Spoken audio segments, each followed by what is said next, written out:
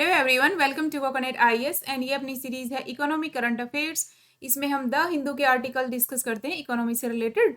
And आज 27 जून है और जो ऊपर मैंने 1.5x स्पीड लिखा है ना, इसका मतलब ये है कि आप इसको 1.25 या 1.5x स्पीड लगा के ऊपर जो 3 डॉट होते हैं वहाँ से एडजस्ट करके स्पीड सुन सकते हो। मतलब इससे ज़्यादा भी अगर आपको लगे तो, क्योंकि जो नॉर्मल वाली वॉल्यूम है उसमें आप मेरे को बहुत स्लो ऐसे लगेगा, मैं बहुत धीरे धीरे धीरे धीरे मतलब बोल रही हूँ। और अगर इस स्पीड में सुनेंगे तो जल्दी जल्दी कवर हो जाएगा, है ना टॉपिक। और नॉर्मली मैं जल्दी जल्दी नहीं बोल सकती तो आप स्पीड को एडजस्ट कर लेना। ओके, सो आज वाले आर्टिकल में हमें थोड़ा सा टाइम लग सकता है, फर्स्ट वाले में ज़्यादा टाइम लगेगा इसमें, क्योंकि इसमें जो नेशनल लॉ ट्रिब्यूनल है, कंपनी लॉ ट्रिब्यूनल एनसीएलटी को हम डिस्कस करेंगे तो ये थोड़ा बड़ा हो जाएगा।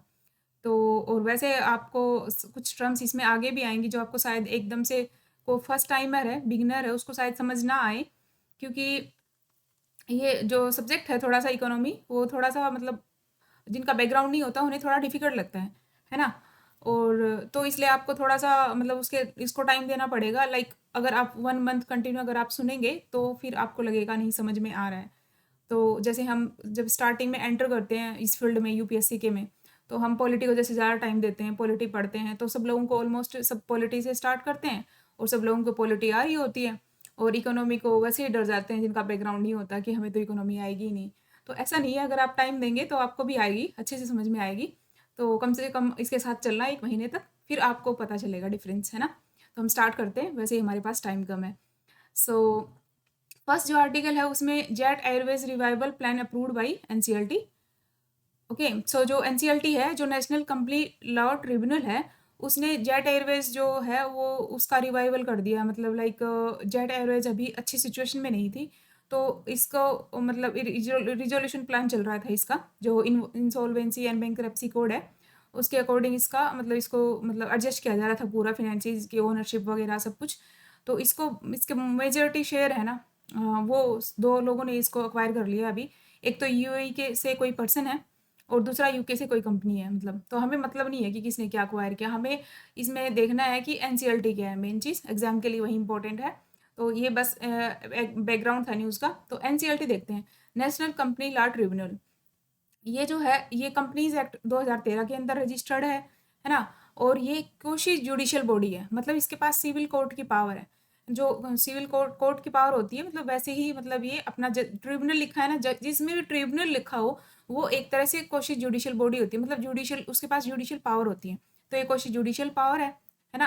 एंड कंपनीज एक्ट 2013 के अंदर रजिस्टर्ड है। और फोर्स में कब आई थी एनसीएलटी? ये 2016 में फोर्स में आई है। और इसका एक प्रेसिडेंट होता है और दूसरे मेंबर्स भी होते हैं। तो हमें मेन रखना है कोशी जुडिशियल बॉडी है, कंपनीज एक्ट 2013 में आई थी, है ना, मतलब 2013 के अंदर रजिस्टर्ड है। तो इसकी पावर्स देख लेते हैं। जो कंपनीज एक्ट 2013 है वो इसको पावर्स प्रोवाइड करता है एनसीएलटी को। तो क्या है, जो भी केस, जो पहले कंपनी लॉ बोर्ड था, इससे पहले एनसीएलटी से पहले था कंपनी लॉ बोर्ड, जो कंपनीज एक्ट 1956 के अंदर रजिस्टर्ड था, है ना, 1956 के अंदर। तो उसके अंदर जो केसेस थे वो अब एनसीएलटी देखेगा। दूसरा, जो केसेस किसी डिस्ट्रिक्ट कोर्ट या हाई कोर्ट के पास प्रोसीडिंग्स में थे ना, पेंडिंग पड़े थे, वो भी एनसीएलटी के पास मूव हो गए, मतलब उन पे ऊपर भी इनका पावर है अब, है ना। दूसरा, जो केसेस बीआईएफआर, जो board for industrial and financial reconstruction है, बीआईएफआर, उसके पास केसेस पेंडिंग पड़े थे, वो भी एनसीएलटी के पास पावर है। दूसरा, जो भी कोई कंपनी है वो वाइंड अप हो रही है ना, या फिर उनका मिसमैनेजमेंट हो गया, जो मैनेजमेंट होता है उनका, है ना, वहाँ पे तो इंसॉल्वेंसी रिजोल्यूशन वाला प्रोसेस चल रहा है, वाइंडिंग अप मतलब बंद होने के लिए कंपनी को वाइंड अप किया जा रहा है ना। तो वो सारा भी रिलेटेड जो मामला होगा उस केस से रिलेटेड, वो भी एनसीएलटी के पास जाएगा।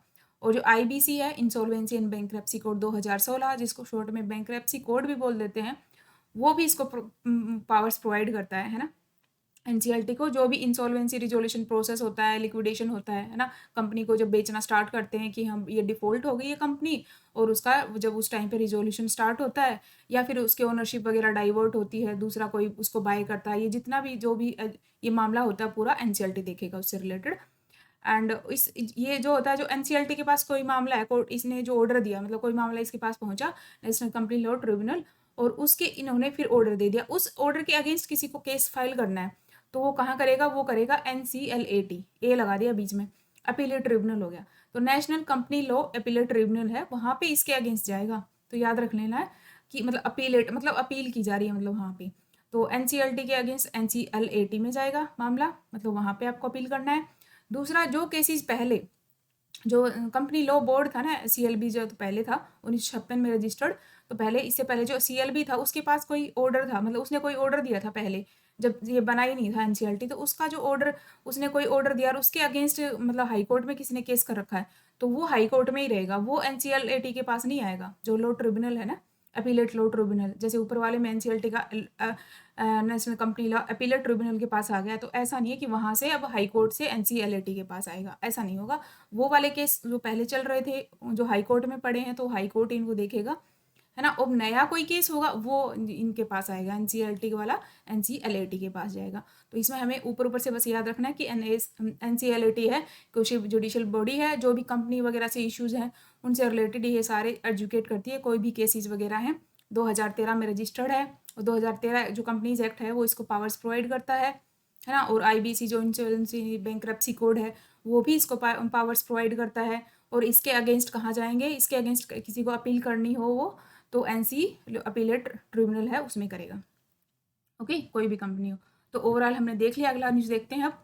दूसरा है अपना ईडी ने ट्रांसफ़र किया है अभी, जो डायरेक्टरेट ऑफ इन्फोर्समेंट है ईडी, उन्होंने ट्रांसफ़र किया जो डिफ़ॉल्टर्स के एसेट्स थे ना, जो डिफ़ॉल्टर कौन, ये ट्रायो हैं, विजय माल्या, नीरव मोदी, मेहुल चोकसी, तो जो अपना कंट्री छोड़ के भाग गए हैं अभी, तो इन लोगों के जो भी एसेट्स थे उनको पीएसबी को दे दिया, पब्लिक सेक्टर बैंक्स को दे दिया, ट्रांसफ़र कर दिया ईडी ने, है ना। वो तो इसी से रिलेटेड है कि जो ट्रांसफ़र मतलब इन लोगों का जो भी एसेट था ना, जो भी था, मतलब काफ़ी सारे अभी एसेट बेचे हैं ईडी ने और उनको पीएसबी को ट्रांसफ़र कर दिया, मतलब एक तरह से, मतलब बेचेंगे तो पीएसबी मतलब उनको दे दिया है, तो ईडी ने सीज़ किया, मतलब तो सीज़ करके उनको दे दिया है। तो टोटल में अगर उनका स्टार्टिंग से लगाया जाए तो ये मतलब कुछ अमाउंट है 6,000 6,500 के आसपास, तो हमें अमाउंट याद रखने की ज़रूरत नहीं है ना। तो ये पीएसबी को दे दिया, तो मतलब यही न्यूज़ था कि इसमें बैंक्स को हेल्प, जो बैंक्स की हेल्थ है, जो एनपीए वगैरह है, तो उसमें कुछ हेल्प मिलेगी। बट इसमें ये है कि थोड़ी ही हेल्प मिलेगी, क्योंकि अगर ओवरऑल इंडियन बैंकिंग का अगर पूरा का पूरा बैड लोन अगर देखा जाए तो 8 लाख करोड़ से भी ज़्यादा है।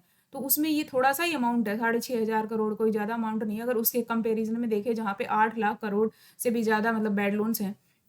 तो ये तो ऊपर का न्यूज़ था। अब हम आते हैं अपने वाले पे, जो एग्ज़ाम के लिए थोड़ा होता है। तो इसने ईडी मतलब जो भी सीज़ किया है, तो ये जो सीज़ करते हैं हम इकोनॉमिक ऑफेंडर्स होते हैं, है ना, फाइनेंशियल मैटर से रिलेटेड, तो वो होता है एक तो पीएमएलए के अंदर किया इन्होंने, कुछ तो मतलब ईडी ने पीएमएलए के अंदर किया था। पीएमएलए क्या है, prevention of money laundering act है 2002 का, prevention of money laundering act 2002 है, याद रखना है, पीएमएलए 2002 का एक्ट है। दूसरा, अभी 2018 में ईडी ने बोला था कि आप जो भी कंट्री छोड़ के चले जाते हैं ना, ऐसे जो ऑफेंडर्स हैं, इकोनॉमिक कोई क्राइम किया और कंट्री छोड़ के चले गए ना, उनको बोला था फुगिटिव ऑफेंडर्स, तो उनके अगेंस्ट आप लॉ लेकर आए, तो फिर ये एक्ट है फुगिटिव इकोनॉमिक ऑफेंडर्स एक्ट 2018, जो मतलब इकोनॉमिक ऑफेंड करके बाहर चले जाते हैं, ये जो विजय माल्या, नीरव, ये सब इन वाला जो केस है, तो आप मतलब इसके अंदर भी आप फिर इन दोनों केसेस में अलाउ किया जाता है कि उनके एसेट्स हम सीज कर सकते हैं, है ना, पीएमएलए के अंदर और फुगिटिव ऑफेंडर्स एक्ट। ये जो फुगिटिव ऑफेंडर्स है ये थोड़ा इंपॉर्टेंट है, इसको फर्दर हम किसी और में भी इसको डिस्कस करेंगे, है ना, मतलब आज करते तो ज़्यादा हो जाता सब चीज़ें। तो और फिर आगे है आईबीसी। आईबीसी का तो पता ही है कि आईबीसी मतलब विद इन कंट्री कोई अगर कोई कंपनी है, अगर वो अपने आप को डिफ़ॉल्टर मतलब एक तरह से दिवालिया घोषित कर देती है कि हम पे नहीं कर पाएंगे, तो उनके जो रिकवरी सारा प्रोसेस चलता है, जो हमने पिछली न्यूज़ में भी देखा था, है ना, तो रिजोल्यूशन प्रोसेस चलता है कि कैसे उसको क्या करना है उसका, है ना, तो वो आईबीसी वाले में है। और इसमें बस ये इसमें ये था, इसी न्यूज़ में ये था कि जो बैंक्स हैं, अब ठीक है, हमने रिकवरी तो ईडी ने इनसे वो तो ले लिए, इनके एसेट तो सीज कर लिए और बैंक्स को ट्रांसफर कर दिए, लेकिन बैंक्स क्या उतने ही पैसे मतलब रिकवर कर पाएंगे, क्योंकि मतलब उन लोग बैंक्स का क्या होता है, बैंक्स जो लेंडर्स हैं, है ना, जिन्होंने इनको पैसे दिए थे, वो बैंक्स अब उनको वो एसेट यहाँ से लिए हैं, जैसे विजय माल्या की कोई प्रॉपर्टी है उन्होंने ले ली है, उसको जब सेल करेगा मार्केट में बैंक, तो वो जो स्ट्रेस्ड एसेट है उसकी उतनी वैल्यू उसको मिलना मुश्किल हो जाएगा, मतलब उसी रेट में कोई बायर मिले, मतलब ये मुश्किल हो जाता है कि उस रेट में कोई खरीदने को तैयार हो, तो ये उनके लिए इशू होता है।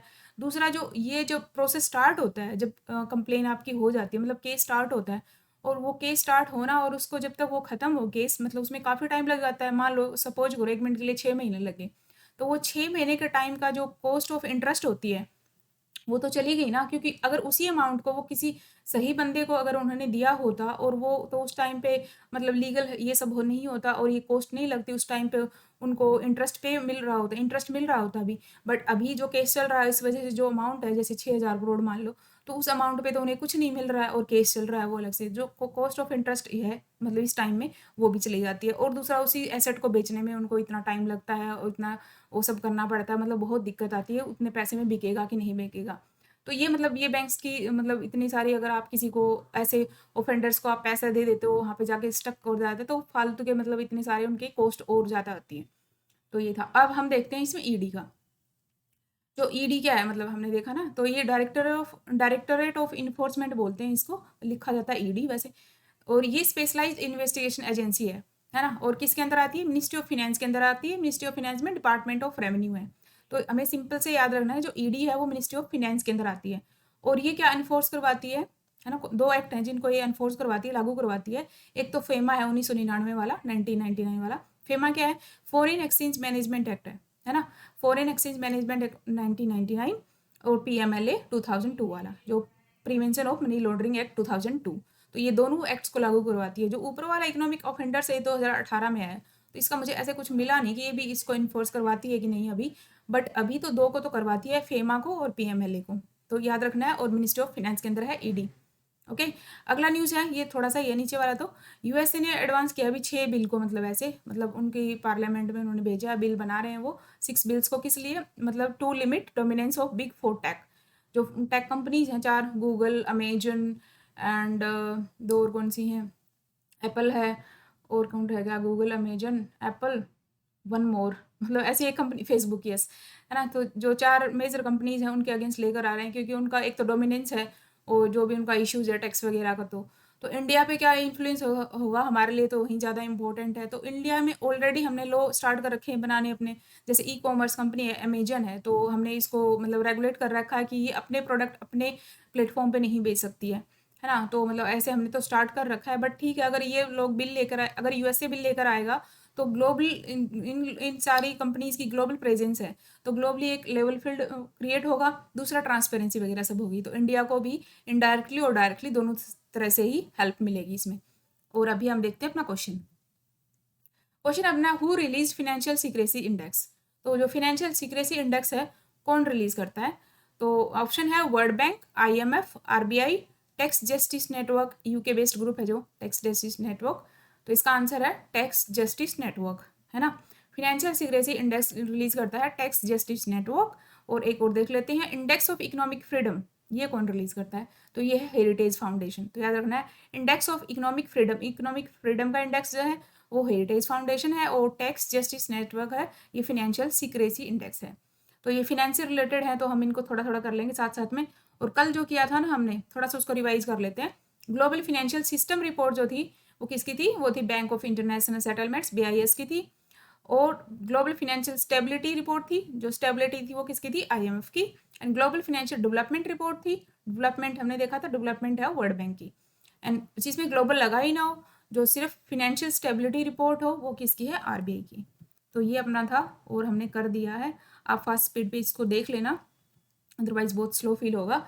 And thank you so much.